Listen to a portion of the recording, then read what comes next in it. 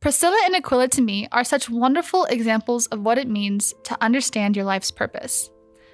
I have had many great mentors in my life, and during my years in college, I was able to experience what the other side of that coin was like.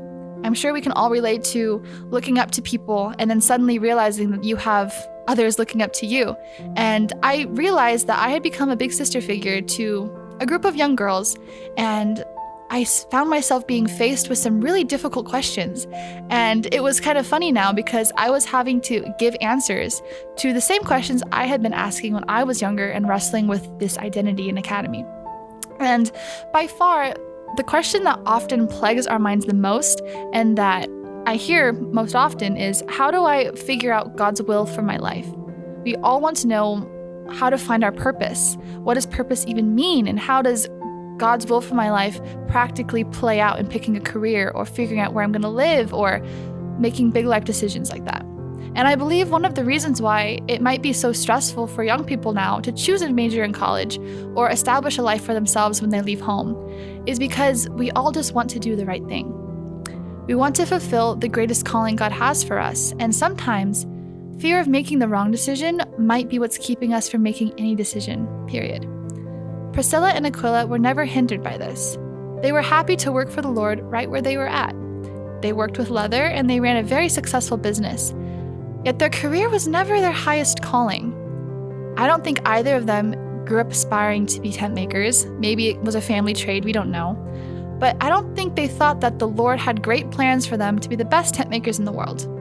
They realized that this occupation would fuel a further mission. Throughout the book of Acts, we see a powerful testimony of how God was able to use this couple to give life to the entire Christian church.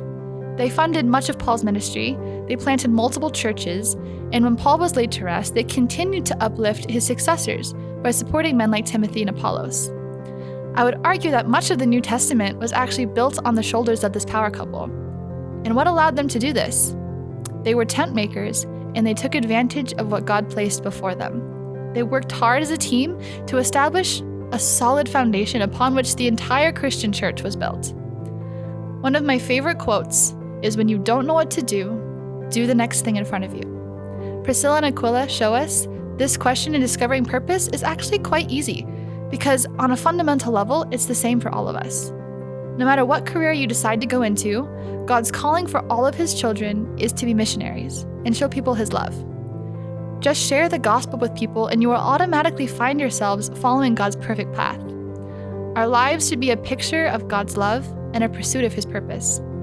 Whether that means you're working on the front lines as a missionary nurse in Nepal, or a successful business owner here in the States funding ministries in your hometown or abroad, your greatest purpose is always going to be found in making heaven crowded.